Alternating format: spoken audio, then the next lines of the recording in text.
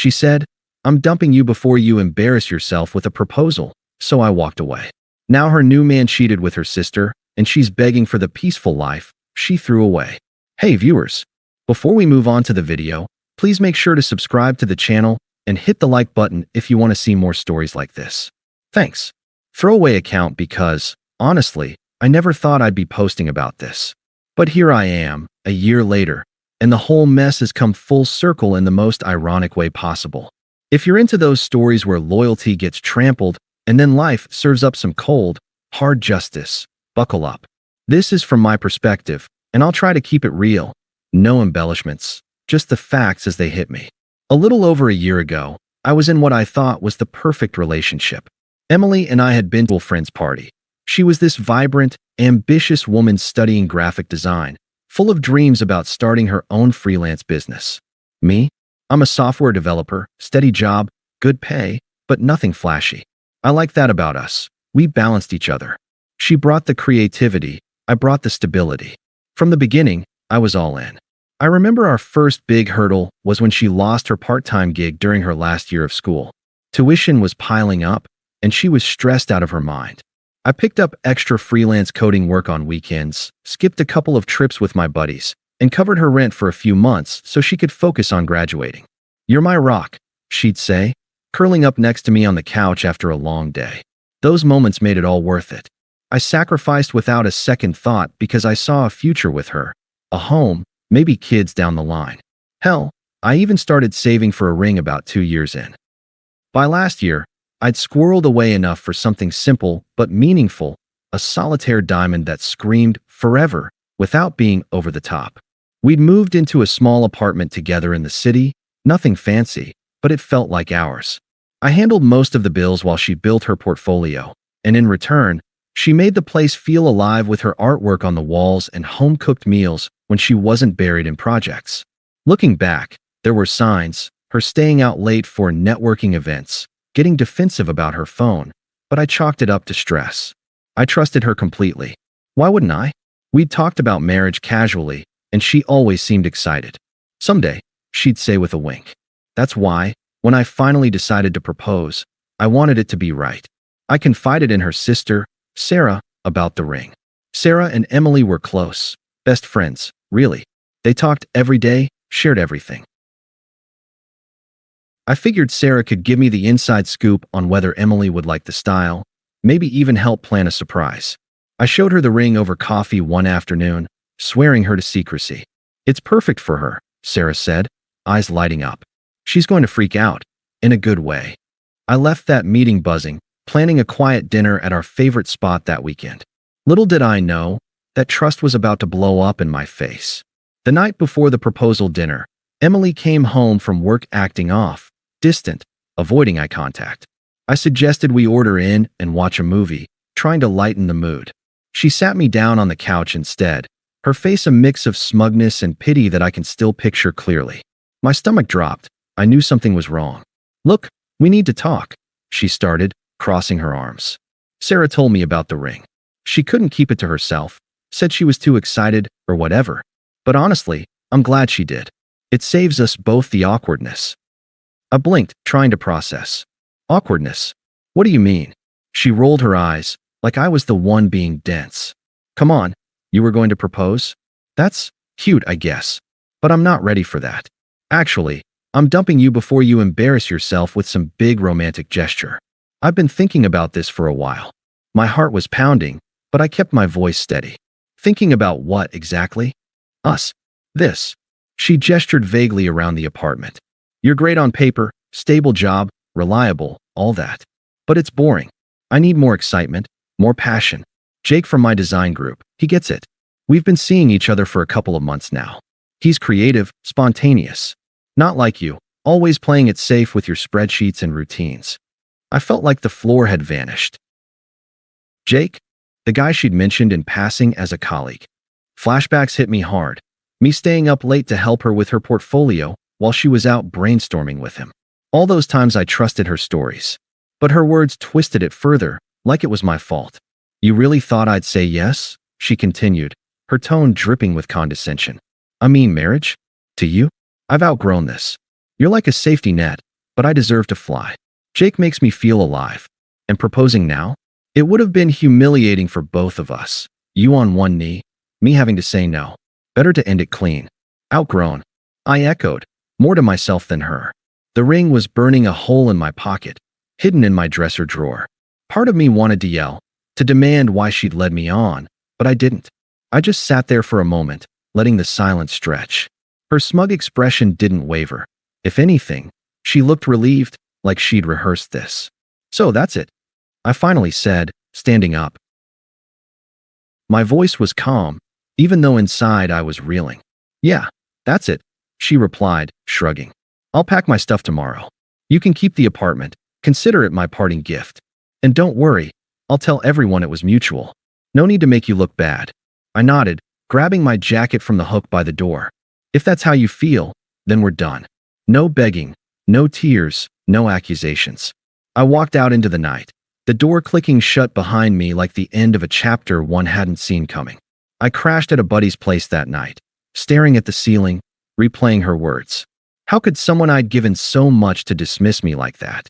The confusion gnawed at me, the unfairness of it all.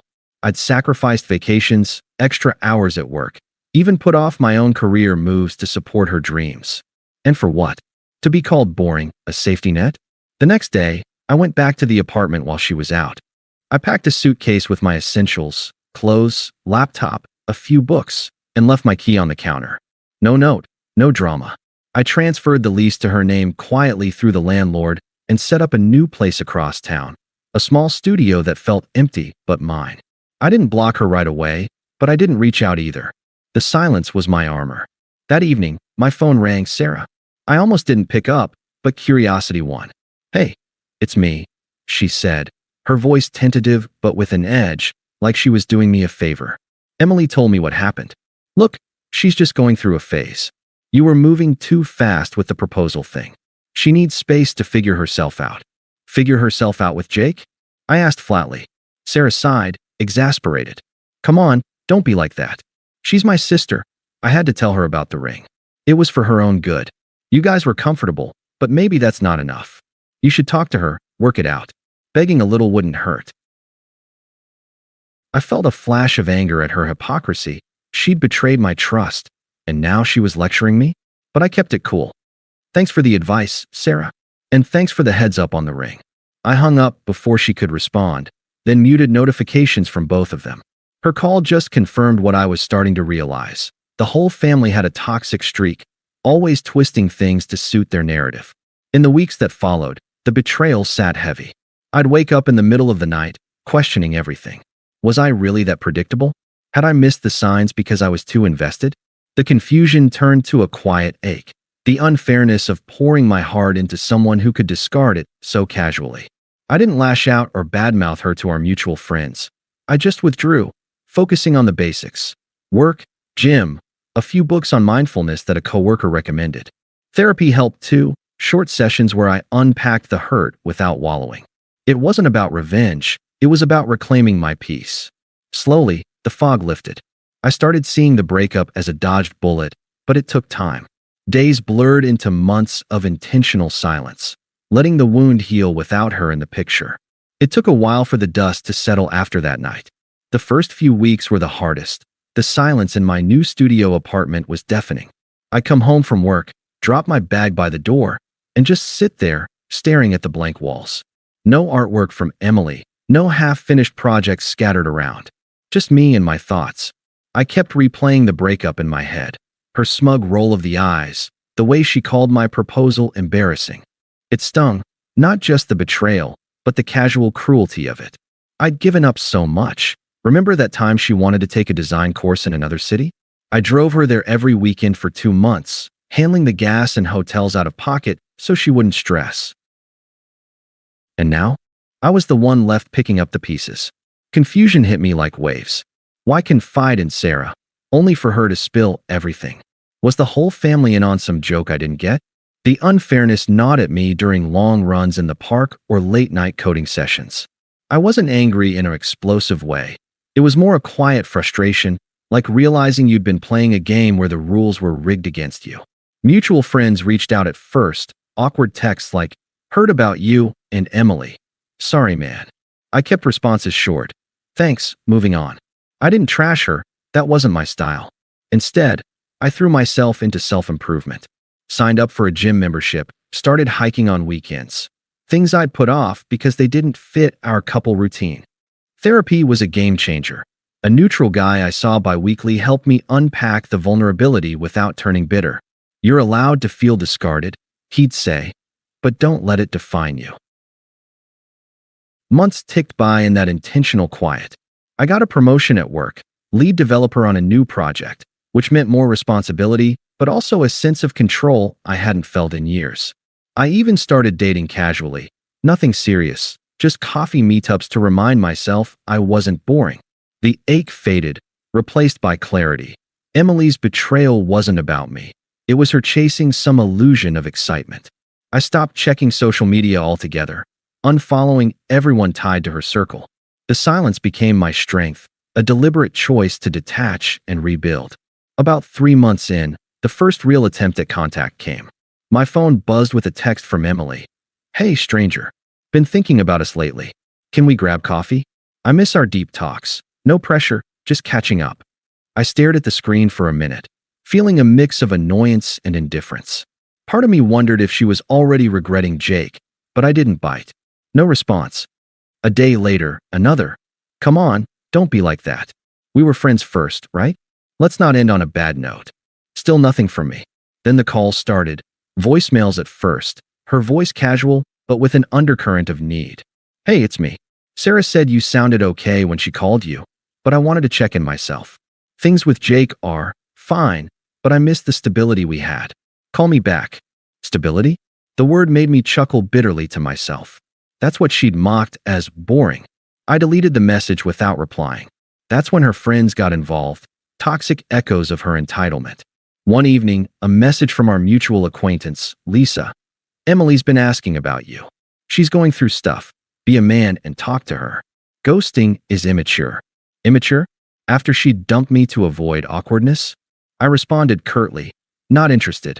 Please don't contact me about this. Blocked Lisa after that. Then Sarah chimed in again, this time via email, because I'd blocked her number. You need to man up and give Emily closure. She's hurting too. You know, Jake's not perfect, but neither were you. Family sticks together. Help her sort this out. Her words revealed the hypocrisy. They'd twisted my trust, and now I owed them. I archived the email without a word. Emily's attempts ramped up, more texts, escalating from casual to pleading. Please, just one conversation. I think I made a mistake rushing things with Jake. I stayed silent, focusing on my own life.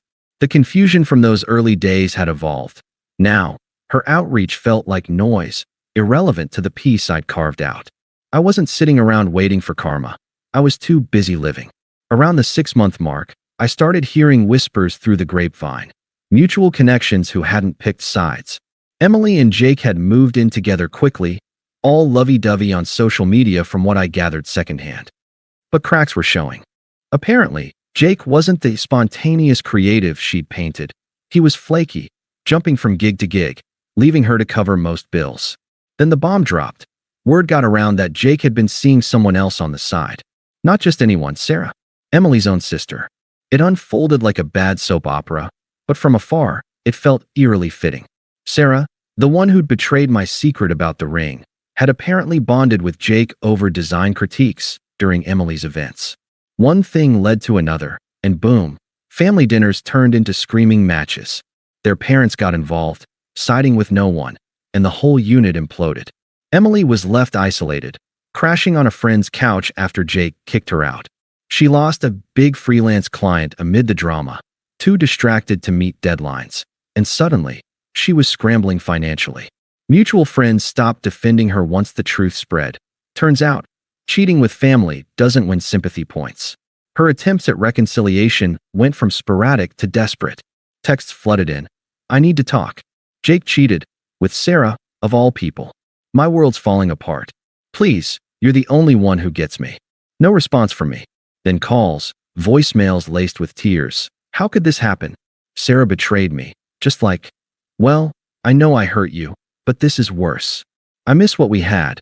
The peace, the reliability. Can we meet? Peace. The life she'd thrown away. I listened once, then deleted.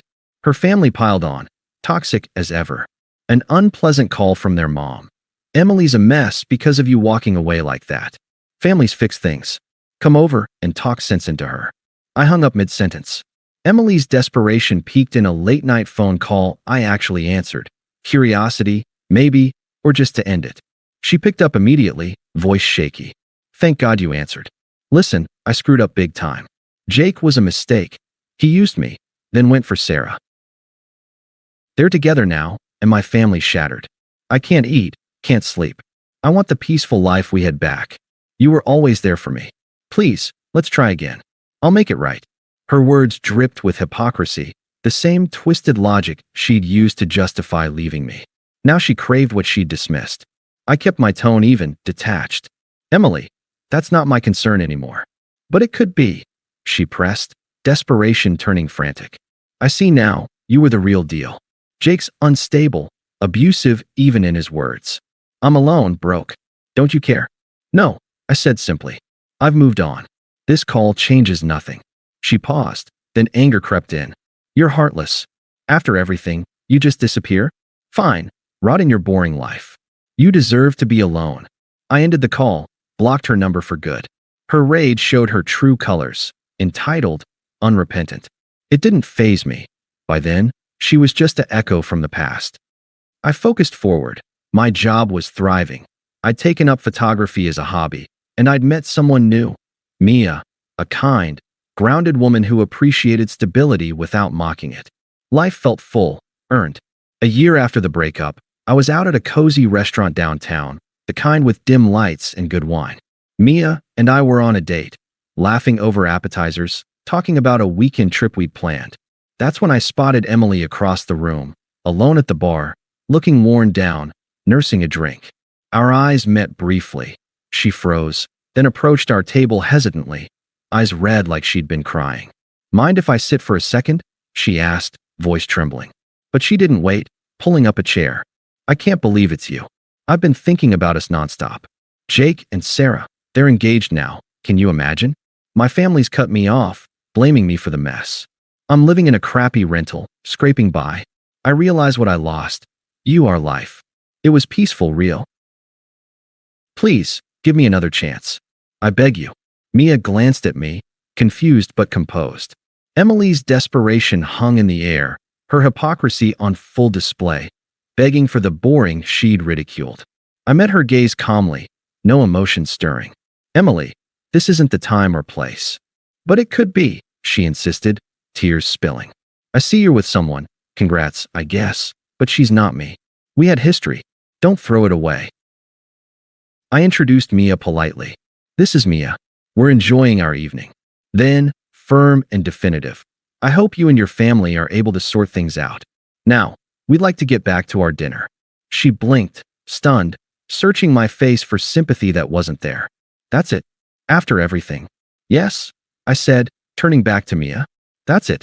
She stood, humiliated, and walked away without another word. The public contrast hit hard. Me thriving, her unraveling. That night sealed my freedom. Emily was irrelevant, a closed chapter. I've built something better. Promotion, travel, a genuine connection with Mia. Proposing to her soon feels right, earned. Life's ironic like that.